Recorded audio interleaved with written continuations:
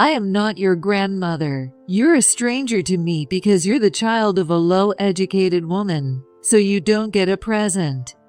You're being ridiculously presumptuous. It is truly blatant grandchildren discrimination. While the other grandchildren receive gifts, my daughter is left out. If we're strangers, so be it. From now on, we will remain strangers. Goodbye, mother-in-law. I am Kate Woods, 35 years old. I got married at 28 and now live as a family of 3 with my husband and our daughter. Our daughter's name is Zoe, a lively 5-year-old preschooler. Every day, she enjoys her time at preschool, coming home covered in mud. Her cheerful smile keeps me going through my busy days. However, this happiness didn't come easily. Up until recently, things were far from smooth. I grew up in a foster care facility starting in middle school. My dad passed away in a car accident when I was little, leaving my mom to raise me on her own. But the burden must have been too much. When I was in middle school, my mom also passed away. With no relatives to turn to, I ended up in a foster care facility. There were younger children there, each carrying their own family struggles. As one of the older kids, I naturally took on the role of looking after them. After graduating high school, I had no choice but to live independently. I moved into a cheap apartment and got a clerical job at a company. The once lively life became quiet all of a sudden, and I often felt lonely. However, as the months passed, I grew accustomed to this quiet lifestyle and found some peace of mind. One day, I happened to pass by a wedding venue and saw a bride and groom descending the chapel stairs, with the bride wearing a beautiful wedding dress. At that moment, the world before me seemed to come alive with vibrant colors. Until then, I had been aimlessly drifting through life, but at that moment, a grand dream was born in me. From then on, I worked hard toward my dream. A few years later, at the wedding of my friend from the foster care facility, I met a man. That man was my now husband, Kyle Woods. Are you a friend of the bride? Yes, we grew up together. Are you acquainted with the groom? Yes, we work at the same company. He's my colleague. As we casually chatted, we hit it off. We began dating soon after. Kyle graduated from a prestigious university and works in the sales department of a trading company, what you'd call an elite, but he's a kind person who never flaunts it. His gentle nature attracted me, and we eventually got engaged. Then came the day to visit Kyle's family home for the first time. This day turned out to be one of the most unforgettable moments of my life. Nice to meet you. I'm Kate White, and I'm dating Kyle. Wearing a brand new blue dress I had chosen for this occasion, I greeted his family.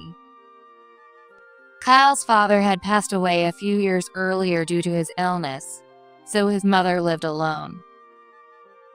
Nice to meet you. So, you're the one Kyle chose. I was looking forward to meeting the wonderful woman he mentioned, but you're quite plain. Well, that was an unexpected punch right from the start. Perhaps Kyle takes after his father in kindness. Mom, what are you saying? Of course, she dressed modestly for a formal introduction. Kyle quickly stepped in to defend me, giving me a sense of relief. However, his mother didn't ease up on her criticism. Which university did you attend? After all, your career depends on where you went to school, right? My son, my oldest son, and his wife all graduated from the same university. In other words, we're an elite family. What about you? His mother, Susan, looked me over as if she were sizing me up. Of course, I didn't have the opportunity to attend college. What? Don't tell me you only graduated high school? I couldn't lie, so I said, well, I didn't go to college, but I did attend a fashion school. Before I could finish, my mother-in-law's eyes widened. Wait a minute, Kyle. Is she serious? She didn't even go to college. Are you okay with her? She almost lunged at him, demanding an explanation. Kyle smiled and calmly replied, It's fine. Kate is much more capable than most college graduates. She shot back. What are you talking about? Your job depends on your college degree. You got into that top company because of your prestigious university, didn't you? Honestly, what were her parents thinking? Speaking of which, what do Kate's parents do? Well, my parents have passed away. My dad died when I was young, and my mom passed away when I was in middle school. What? Then who raised you? Did you live with some relatives who took you in? No, I grew up in a foster care facility. Excuse me? Wait a second. Are you telling me you were raised in a foster facility? No wonder you're poorly educated. Her attitude was dripping with disdain as she looked down on me. Kyle, break things off with this girl. Someone raised in a foster facility can't possibly turn out well. Mom, calm down. Her background doesn't matter. Kate has worked so hard on her own and achieved so much. That's why she's successful in her. Just as Kyle began to speak, she interrupted, saying, That's right. What kind of job you have is important. So, what do you do? What kind of work does someone with a low education and a foster care background do? Well, I graduated from a fashion design school and now work. She cut me off. Fashion design? Do you mean standing in a store saying, "Welcome," and selling clothes? That's not even a real job. It's something part-timers do. Oh, I get it. With only a high school diploma, you can't do much better. No, I don't sell clothes, but I design them. Design? Are you saying you work in a factory? That's even worse. I thought most clothing production had moved overseas, but to think there's a place like that nearby. Unbelievable. She turned into a mocking expression. Mom, Kate's designs are amazing. I was blown away the first time I saw her work. But she interrupted him too. Sure, I suppose it's impressive to be able to do something you can't. Especially since you were terrible at sewing, Kyle. I guess you'd find anyone who can use a sewing machine impressive. Well, she wasn't entirely wrong. Kyle did genuinely admire my work. Still, it's a bit much, isn't it, to think my son would call someone like this amazing. I thought he'd at least bring home someone more accomplished. Instead, he chooses a poorly educated factory worker. Actually, Susan, I tried to explain again. Don't call me so casually. Someone with no education or real career will just depend on Kyle's income after marriage, right? What happens to my monthly allowance then? Will it stop? I can't live without that money. Kyle, are you really going to marry this lowly woman and abandon your mom? Her focus shifted entirely to her own financial worries rather than the marriage itself. As it turns out, Kyle had been sending her money every month to support her since she lived off her pension. He had told me about this when he proposed. Her husband had passed away, and with no other income, she struggled to make ends meet on her pension alone. However, since it was difficult for her to manage on her pension alone, Kyle had been sending her financial support since he became a working adult. It seemed that my mother-in-law was projecting her insecurities about the future onto me, the uneducated one.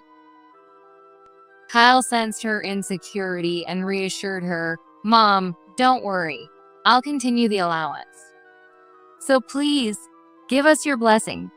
And with that, we managed to secure her reluctant approval for our marriage.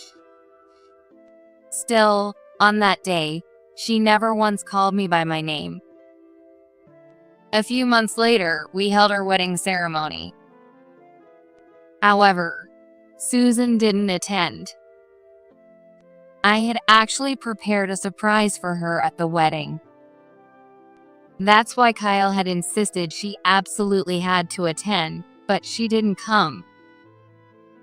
But she refused, leaving Kyle deeply disappointed. This wedding turned out to be a chance for me to get closer to Emma, Kyle's brother's wife. Emma already had her first child and was currently 9 months pregnant with her second. Despite her condition, she attended our wedding. I asked the venue staff to ensure that all of Emma's drinks were non-alcoholic and to provide a blanket to keep her belly and feet warm. Perhaps because of that, she kindly said, "Kate, you're so thoughtful. And today's wedding is absolutely beautiful. You have such great taste. I'm so glad we'll get along." Honestly, after my experience with Susan, I was worried about getting along with my husband's family. But thanks to Emma, I felt like I could manage the relationships. A month later, Emma safely gave birth to her second baby.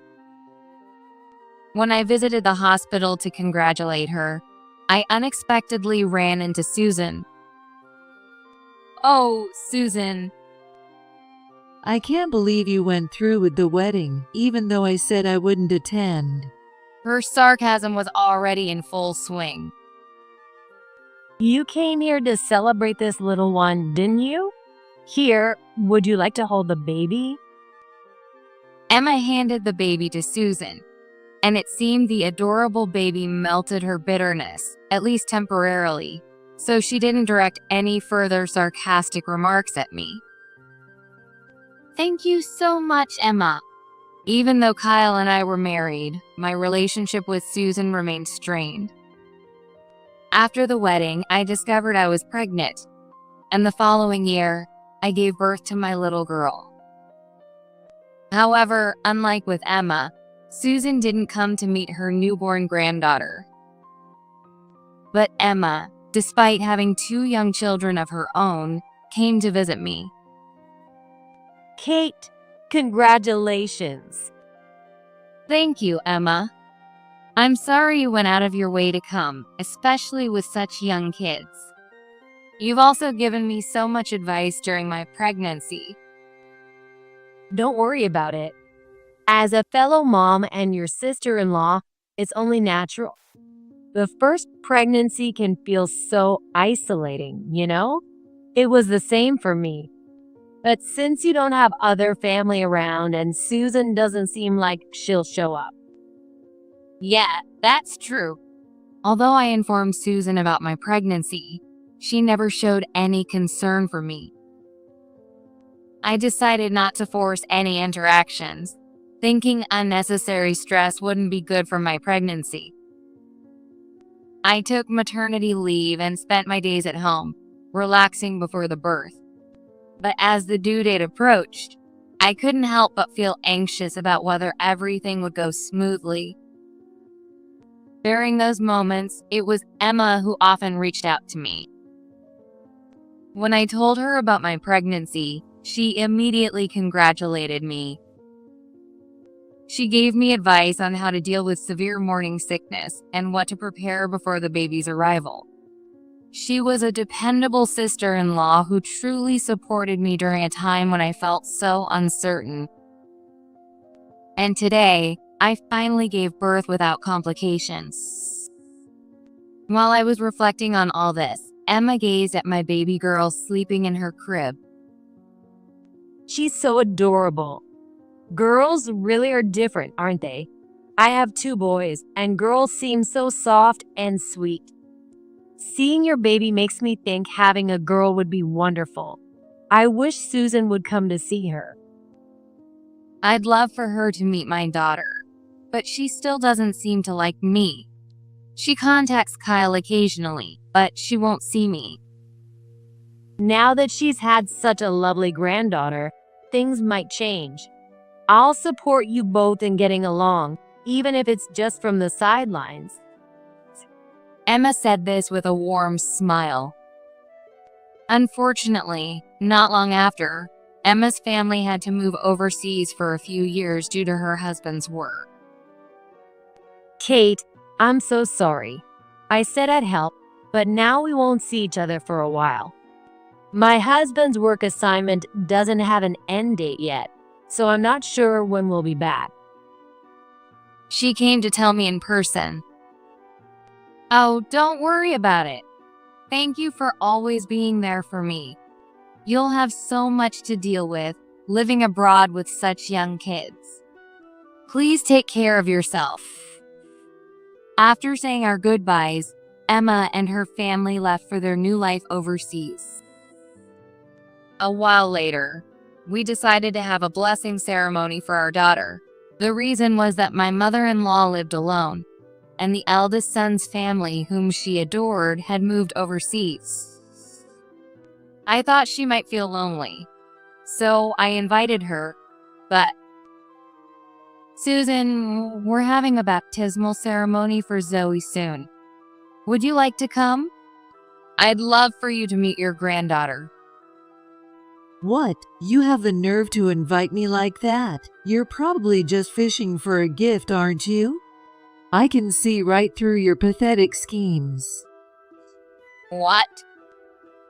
Kyle has become so greedy about money since marrying you, having a child when you don't even earn much. You promised back then. Promised.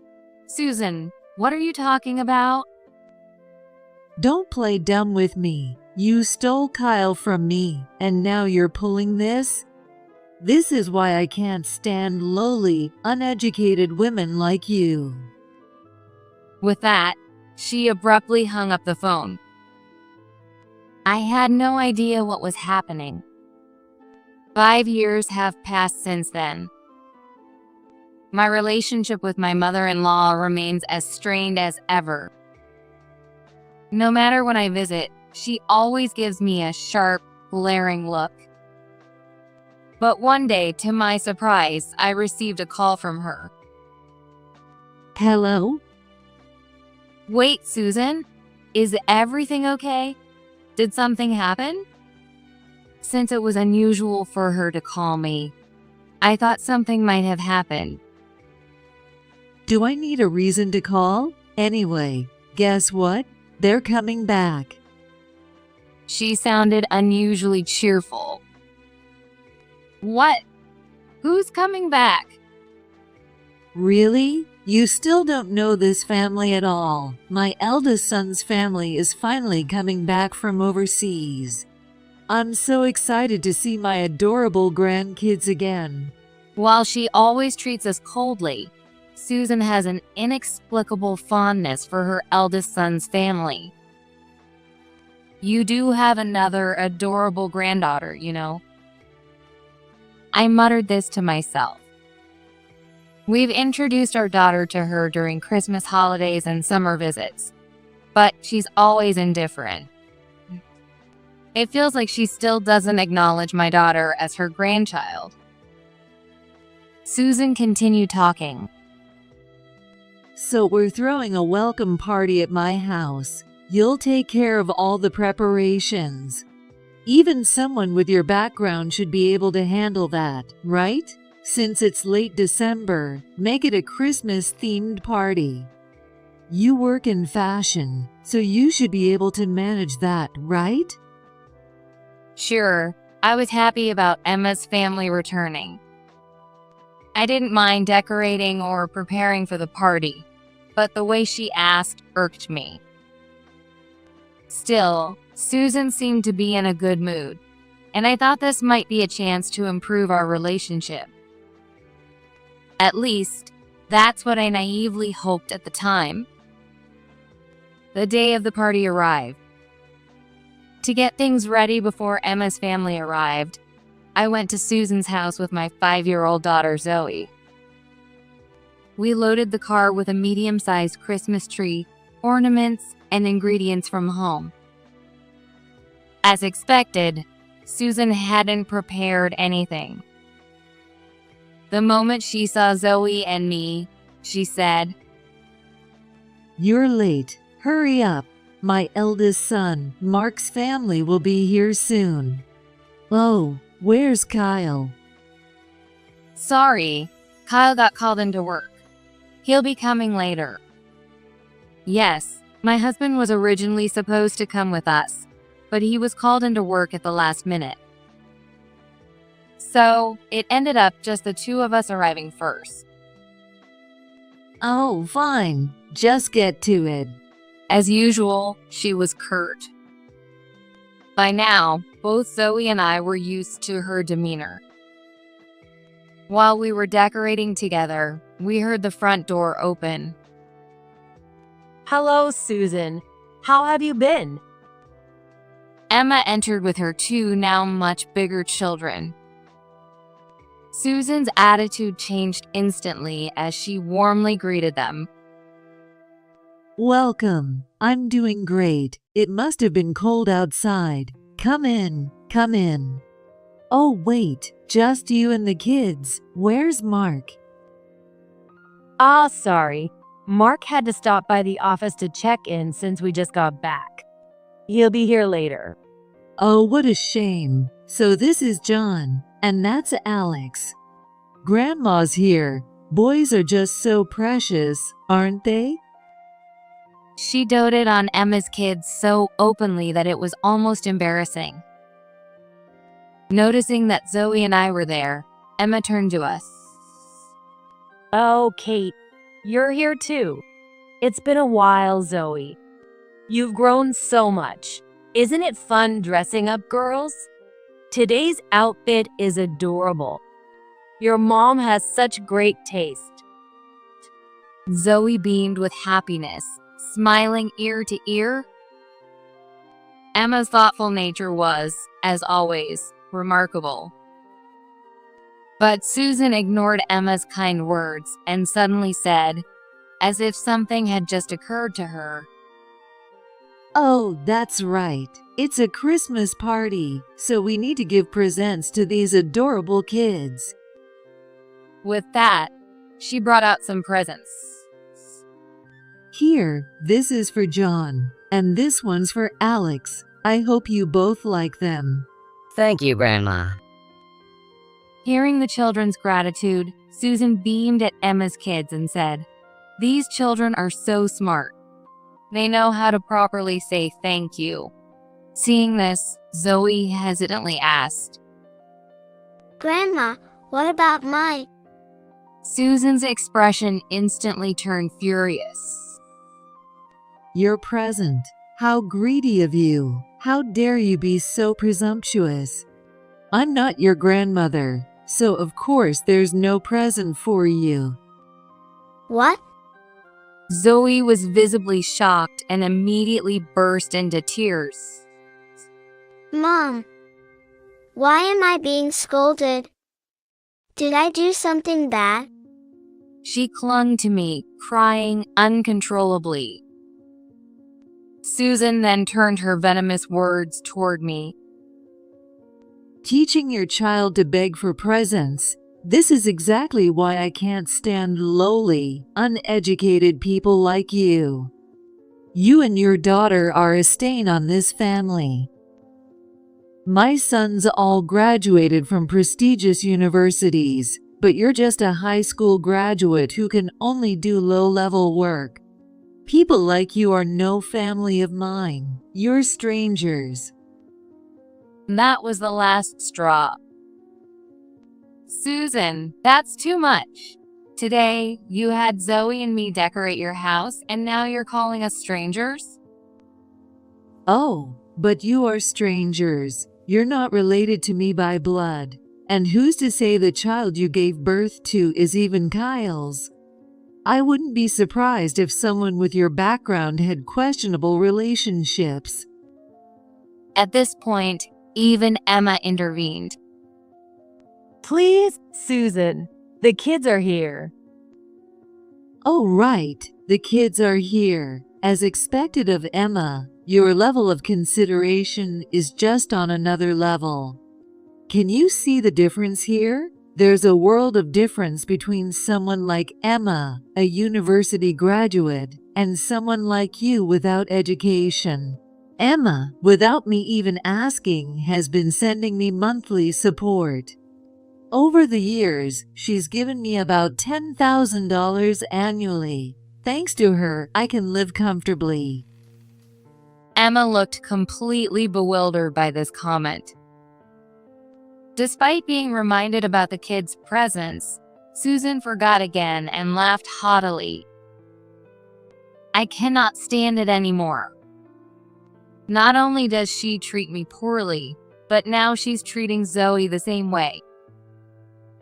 I've had enough. I had endured so much because she was the woman who gave birth to my husband.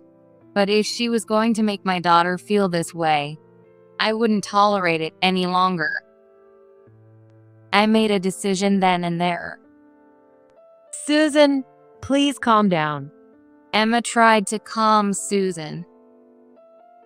Emma, it was lovely seeing you today. I really wanted to enjoy the party with the kids, but given the situation, we'll have to leave early. With that, I left the house with Zoe. As I glanced back at Susan on the way out, she looked at us with a smug, disdainful expression. Just as we stepped outside, we ran into Kyle, who had just arrived from work. I told him everything that had happened. Kyle, I need to talk to you. I've tried to endure this because she's your mom, but I've reached my limit. I'm done with this promise. She always treats us as strangers, so I don't want to deal with her anymore. Kyle agreed with my decision. A month later, the doorbell rang. To my surprise, it was Susan. The moment I opened the door, she barged into our home. Is Emma here? Mark said she'd be here. Oh, there you are. Without acknowledging Zoe or me, she found Emma and sat down in front of her. Yes, Emma and her children were visiting that day. Having finally settled back after returning from overseas, we had planned to let the kids play while catching up. Susan, what brings you here? Ignoring me entirely, she forced a smile and spoke to Emma. Hey, Emma, did you forget something this month? What? Emma looked puzzled. Well, you know that. You've been so busy since returning from overseas. It's understandable if you forgot. Susan kept rambling to herself. Well, Susan, what are you talking about? I honestly have no idea. Don't play dumb. Oh, are you holding back because of that poor, uneducated person over there? As expected, Emma, your consideration for others is amazing. Don't worry about someone like her. Just ignore her. So, when can I expect this month's support? I have some urgent expenses coming up. What? Emma looked genuinely confused. Susan, I really don't know what you're talking about. Support? What do you mean? I'm talking about money. You've been transferring money to me every month, haven't you? Susan smiled awkwardly as she leaned toward Emma. Seeing this, Emma hesitantly said, Well, Susan, I think you might be mistaken. I've never done anything like that. For a moment, Susan froze. Never? Not even once? Now it was her turn to look bewildered. Looking at it, Emma suddenly said, Why would you think I've been sending you money? Have I ever said anything like that? Honestly, we don't have that kind of extra money. Susan pulled out a bank statement from her bag and opened it, saying, But the transfers have been coming in under your name for years. Yes, it's definitely being transferred every month. As Susan confirmed this, Emma leaned in and said, Susan, may I take a look at that? She then took the statement from her. Susan, this isn't my name. Look, it says Kate Woods, not me. What? Kate Woods? Wait, does that mean? She slowly turned to look at me. Well, Kate, are you the one who's been sending the money? What happened to her usual way of dismissively calling me you? For the first time, my mother-in-law called me by my name. It seemed she had always assumed it was Emma who had been providing the support. She finally muttered, But why would you do that? Why? Because you told me during our wedding meeting that continuing the support was a condition for you approving our marriage. So I've been doing it ever since. Oh, I guess I did say that. But before, wasn't the money coming from Kyle? Then it stopped for some reason. She seemed to be trying to make sense of everything but appeared stuck. So I explained. Susan, maybe you forgot, but I've never stopped the support. After the wedding, Kyle took on a mortgage for our new home, so I told you I'd take over the payments. Don't you remember? Well, I think you might have said something like that. She stared off into space.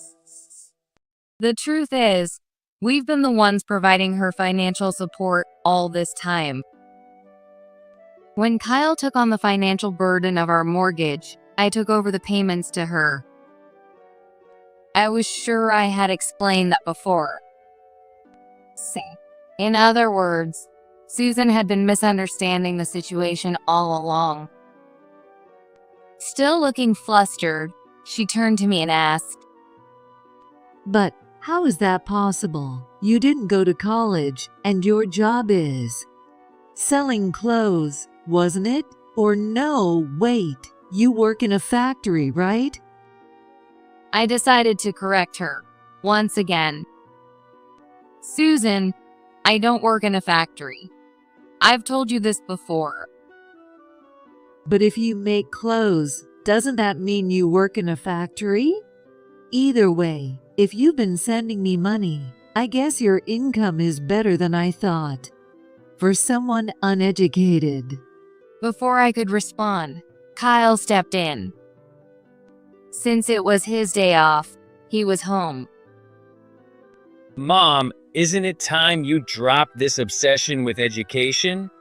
Kate has an amazing career. She's an up-and-coming bridal designer, for heaven's sake. What? Susan looked utterly baffled. You mean designer, as in someone who designs clothes? That's right. And not just any designer. Kate is a custom wedding dress designer who's been gaining recognition in the industry over the past few years. What? Yes, in fact, my profession is a designer, specializing in bridal wear. After leaving the foster care facility and working at a company, I felt unfulfilled in my job. At that moment, I saw a radiant bride in a beautiful wedding dress, and I thought, I want to do a job that helps someone shine like that. So I quit my job, worked part-time, and enrolled in a fashion design school. After graduating, I joined a company that specialized in custom wedding dresses. Under the guidance of a senior designer, I honed my skills and eventually became a full-fledged designer. When I was pregnant with Zoe, I took maternity and parental leave, but now I've returned to work and resumed my career. Seeing Susan's disbelief, Kyle brought over a bridal magazine. Look at this. See the designer credited for these dresses? That's Kate. The magazine featured several dresses that I had designed. In recent years, my work has gained a strong reputation, leading to a special feature on my designs. What? A high school graduate's name in a magazine? Susan sat down on the floor, visibly stunned. Seeing that, Emma recalled my wedding and said, Susan, you didn't know about Kate's work? She's one of the top 5 bridal designers in the industry. I've seen her name in magazines often. The dress she wore at her wedding was absolutely stunning. Why didn't you tell me about your job? This time, she suddenly snapped, her face turning bright red, so I calmly explained. I tried to tell you multiple times, but you wouldn't listen. And when I planned to show you at the wedding by wearing one of my own designs, you didn't even attend. What? Yes, I designed and wore my own wedding dress, hoping my mother-in-law would see and understand my work.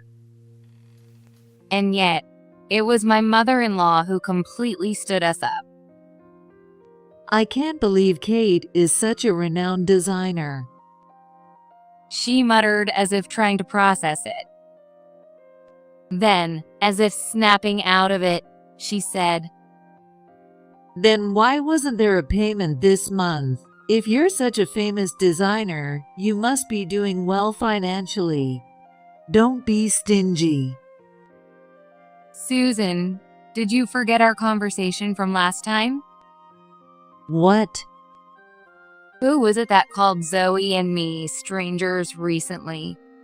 If you're going to treat us like strangers, I'll do the same. And strangers don't need to send financial support. So, I've stopped. Wait, but I had a trip planned with my friends this month. Without that support, my glamorous life is over. I won't be able to shop or go out with my friends anymore. Her face turned pale, as if the world were ending. Mom, Kate wasn't sending you money for your entertainment. She kept her promise from when we got married. Yet you misunderstood and then treated her and Zoe so poorly. Kyle shook his head. Susan turned to me, pleading, Kate, please don't stop your support. That money brought joy to my life.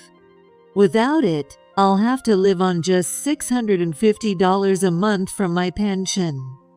My life will become so dull. But you can still manage, right? I don't have the kind of volunteer spirit to give money to strangers. So, the support ends here. No. Susan let out a wail, her face filled with despair. But it seemed she wasn't giving up yet. With a forced smile, she leaned toward me. Strangers? Oh no, Kate, you're a cherished part of this family. Everything before was just a little misunderstanding, right? So how about resuming the support? The first smile she ever directed at me was purely for financial gain. She must have thought this would win me over, but it wouldn't. She might call it a misunderstanding, but Zoe and I endured painful treatment because of it.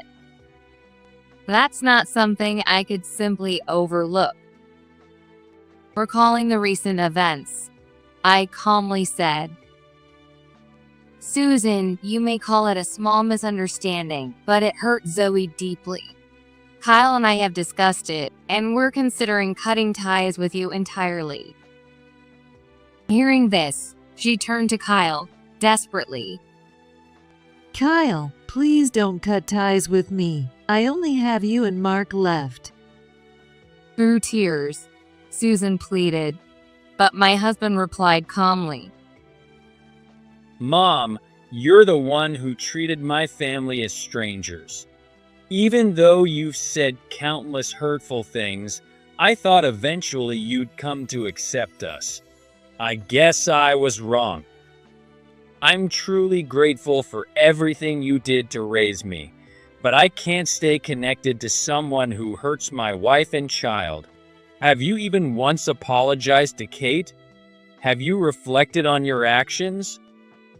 Please, don't be so harsh on me. Fine, I'll apologize now. Kyle, Kate, I'm so sorry. Please forgive me. Susan sobbed uncontrollably, her face a mess of tears, and my husband looked visibly uncomfortable watching her. However, her final words seemed to solidify his resolve. I need the support money. Without it, I can't go out with my friends anymore. Without money, they'll stop associating with me. Sigh. So, in the end, it wasn't about family at all. She just wanted the financial support. All right, we're done here.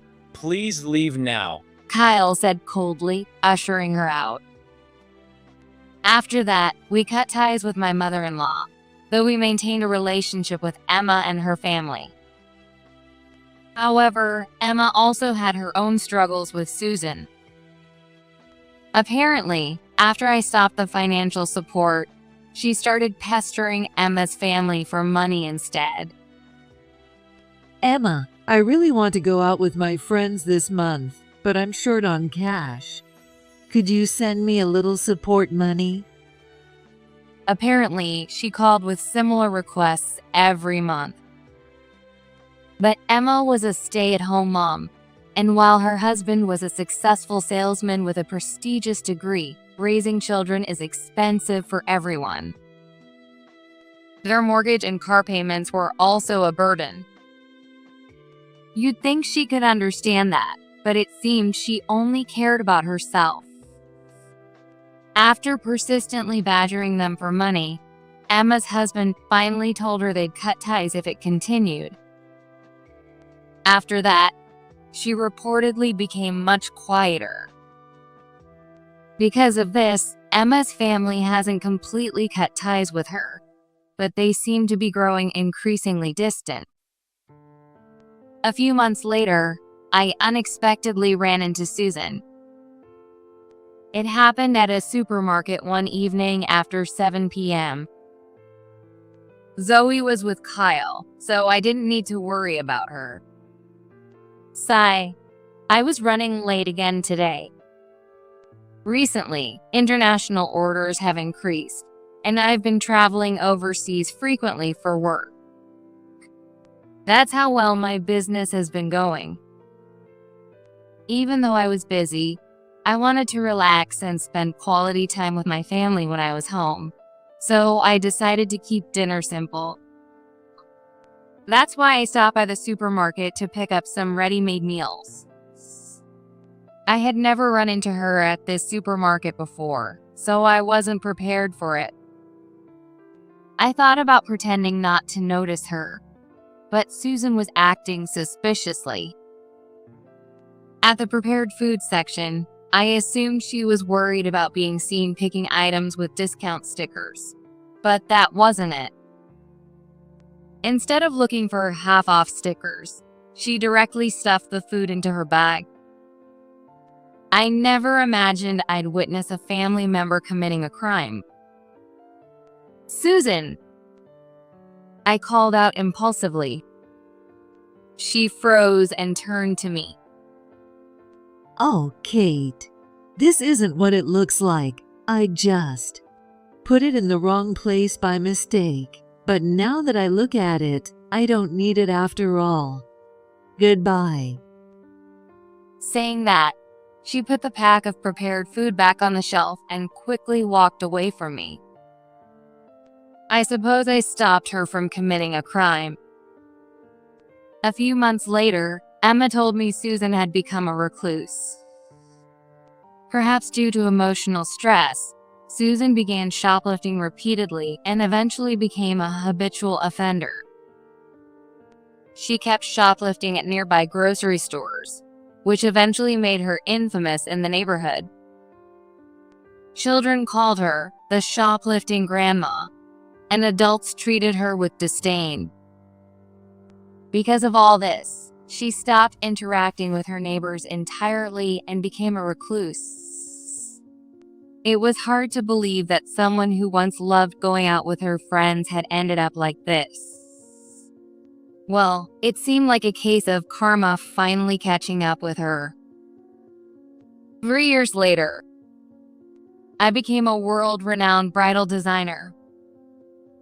My fame skyrocketed when a globally recognized artist wore one of my dresses at her wedding.